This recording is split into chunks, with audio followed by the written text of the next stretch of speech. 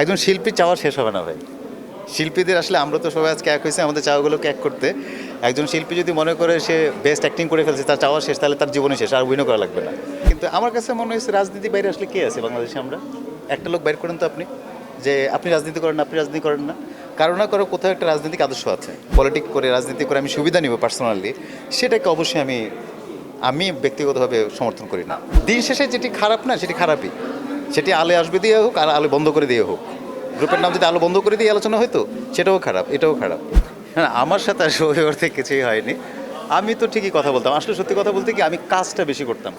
মানে আমার ওই রকম কথা বলার জন্যে যতটুকু জায়গা দরকার ছিল সেটুকু আমি পাইছি। আমি সবার সাথে কথা বলতে পারছি, যেখানে যা দরকার ছিল সেটা করার চেষ্টা করছি, পাইছি আমি। আমার কোনো প্রবলেম হয়নি আসলে। দেখেন, মুশকিলটা হয়েছে কি বর্তমানে আমাদের দেশে মানে কি আমাদের বুদ্ধিদীপ্ত কথাবার্তা হয়ে যাবে। মানে আমি অত বুদ্ধিজীবী না, তো কঠিন প্রশ্ন আমার জন্য, বুঝছেন? এটা আমার সিনিয়ররা ভালো বলতে পারতেন। কিন্তু আমার কাছে মনে হয়েছে রাজনীতি বাইরে আসলে কে আছে বাংলাদেশে? আমরা একটা লোক বাইর করেন তো আপনি, যে আপনি রাজনীতি করেন না, আপনি রাজনীতি করেন না, কারো না কারো কোথাও একটা রাজনৈতিক আদর্শ আছে। সেটা কি অপরাধের মধ্যে পড়ে? আমি মনে করি না অপরাধের মধ্যে পড়ে। ওইটা যদি অতিমাত্রায় হয়ে যায়, ওইটা যদি আপনার সুবিধা ভোগের জায়গায় চলে যায়, তখনই হচ্ছে প্রবলেমটা।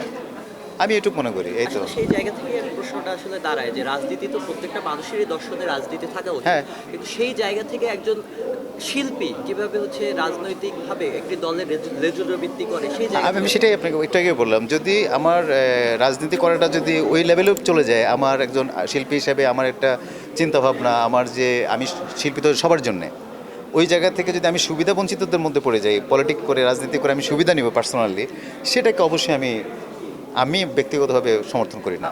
এটা নিয়ে দেখেন, অনেক দিন হয়ে গেছে, অনেক আলোচনা হয়েছে এটা নিয়ে, অনেক কনভারসেশন হয়েছে। দিন শেষে যেটি খারাপ না সেটি খারাপই, সেটি আলে আসবে দিয়ে হোক আর আলো বন্ধ করে দিয়ে হোক। গ্রুপের নাম যদি আলো বন্ধ করে দিয়ে আলোচনা হয়তো, সেটাও খারাপ, এটাও খারাপ।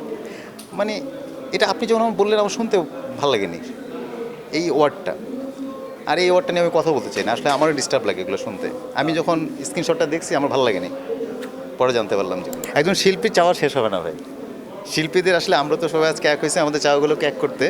একজন শিল্পী যদি মনে করে সে বেস্ট অ্যাক্টিং করে ফেলছে, তার চাওয়া শেষ, তাহলে তার জীবনই শেষ, আর অভিনয় করা লাগবে না। আলহামদুলিল্লাহ, আপনাদের দোয়ায় আমি আমার কাজ চলে যাচ্ছে। আমি এই নেক্সট মান্থে, এই মাসের 20 তারিখে আবার লন্ডন চলে যাচ্ছি। আমি আমার বাড়ি নোয়াখালী। তো নোয়াখালীর লোকজনের কয়েকদিন আগে জানেন যে আপনারা বন্যায় ওই এলাকা দুর্দান্তভাবে ক্ষতিগ্রস্ত হয়েছে। ওই নোয়াখালী মানুষের জন্য লন্ডনে একটা বিরাট একটা শো আয়োজন করেছে, দুইটা, একটা লন্ডনে, একটা হচ্ছে বার্মিংহাম। তো ওখানে বাংলাদেশের সোলস আছেন, আমরা অনেকেই আছি, আমিও আছি ওর মধ্যে, একজন ক্ষুদ্রতম আর্টিস্ট। আমি ওখানে যাচ্ছি, ওখান থেকে এসে আবার নাটকের কাজ করবো। আমি তো নাটকের মানুষ, অভিনয়ের মানুষ, অভিনয় করি। আমার এই মুহূর্তে নাম বলা মুশকিল, তবে ইউনাইটেড অফ কিশোরগঞ্জ, 30 দিনে ইংলিশ শিখুন। তারপরে হচ্ছে আপনার United of United of series আছে একটা, United of Barishal, United of Sylhet, আগামীতে শুটিং হবে, তখন দেখতে পাবেন। মুশকিল, তো তুমি কোনটা কো, আমি ওইটাই কই। Thank you.